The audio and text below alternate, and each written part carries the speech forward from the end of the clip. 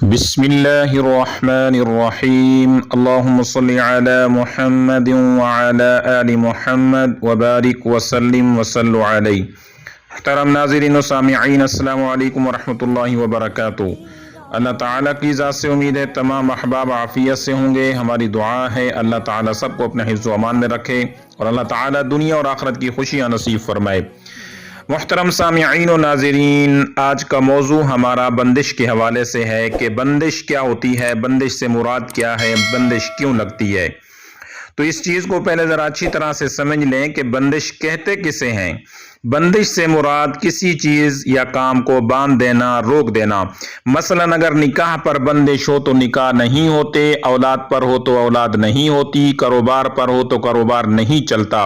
اسی طرح جس چیز پر بندش کر دی جائے وہ چیز بند ہو جاتی ہے۔ بندش مختلف طریقوں سے کی جاتی ہے جو خاص طور پر کسی کام یا چیز کو روکنے کے لیے کیا جاتا ہے۔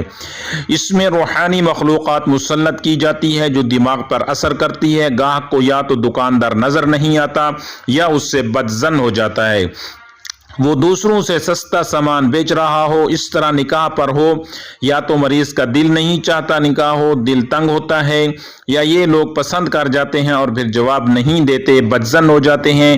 اسی طرح باقی معاملات بھی اسی طرح چلتے ہیں۔ اب بندش کا علاج دو قرآنی آیات سے ہم آپ کو بتاتے ہیں۔ توجہ سے سننا ہے کہ وہ آیات کون سی ہیں، ان کے پڑھنے کا طریقہ کیا ہے اور کس طرح سے پڑھنا ہے اور کس طرح سے اس کو عمل کرنا ہے۔ اب یہ دیکھیے، ذرا توجہ سے سنیے کہ بندش کیوں کی جاتی ہے۔ حاسد لوگ کسی کا چلتا کاروبار دیکھ کر یا اس وجہ سے کہ گاہک ہمارے پاس آئیں کاروبار پر بندش کروا دیتے ہیں۔ اسی طرح اگر کسی نے رشتہ مانگا نہ دیا تو مخالف پارٹی بدلہ لینے کے لیے بندش کروا دیتے ہیں۔ اب بندش کی جو مین علامات ہیں وہ آپ کے سامنے تذکرہ کرتے ہیں۔ جس کے اوپر بندش لگ جاتی ہے 3 سے 4 علامات ایسی ہیں کہ سر، کندھے، آنکھیں اس کی بھاری رہتی ہیں، کام بالکل ٹھیک ہونا، پر عین موقع پر سب خراب ہو جانا، سستی، جمعیاں، غنودگی، دماغ کا کام نہ کرنا، یادداشت کا کمزور ہو جانا، ہر جگہ رکاوٹ آنا، بنے بنائے کام ختم ہو جانا، اسے بندش کہا جاتا ہے۔ اب بندش کس طرح سے کی جاتی ہے؟ عروف صوامت سے کرتے ہیں اور اسی طرح سے رجال سے بندش خود لگ جاتی ہے۔ بعض لوگ تویزات سے کرتے ہیں، باغ تالے وغیرہ پر پڑھ کر کرتے ہیں۔ بہرحال جس طرح کی بھی بندش ہو تو ہم اس کے لیے آج آپ کو یہ 2 آیات جو آپ کو سکرین پہ نظر آ رہی ہیں، یہ ہے توڑ بندش کا۔ اگر آپ ان کو 21 دن تک پڑھ لیتے ہیں تو انشاءاللہ تعالی اللہ کے فضل و کرم سے آپ کی بندش مکمل ختم ہو جائے گی۔ جو بھی معاملات رکاوٹ آئے ہوئے ہیں وہ سارے ختم ہو جائیں گے، معاملات چل پڑیں گے۔ خاص طور پہ جو رشتہ، نکاح یا نوکری کے حوالے سے ہیں، انشاءاللہ تعالی وہ معاملات کی جو بندش لگی ہوئی ہے سب ختم ہو جائے گی۔ اب اس کا طریقہ کار کیا ہے؟ یہ جو آپ کو 2 آیات سورہ توبہ کی آخری 2 آیات آپ کو سکرین پر نظر آ رہی ہیں، سب سے پہلے ان کے الفاظ کو ذرا توجہ سے سنیں۔ 11 مرتبہ درود شریف پڑھ لینا ہے اور 11 مرتبہ درود شریف پڑھنے کے بعد آپ نے ان 2 آیات کو پڑھنا ہے۔ وہ آیات کیا ہیں؟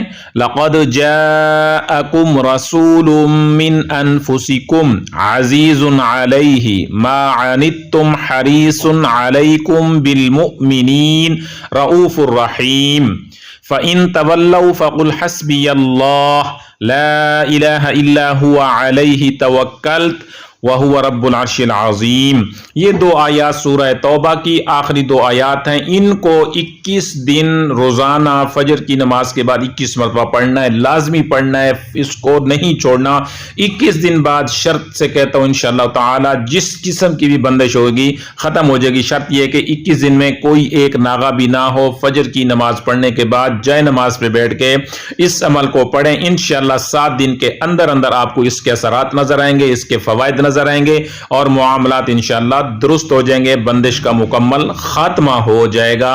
اور اللہ تعالیٰ کے فضل و کرم سے جس معاملے کے لیے آپ پڑھیں گے اللہ تعالیٰ اس میں آسانی پیدا فرما دیں گے اور بندش مکمل انشاءاللہ ختم ہو جائے گی۔ والسلام علیکم ورحمۃ اللہ وبرکاتہ۔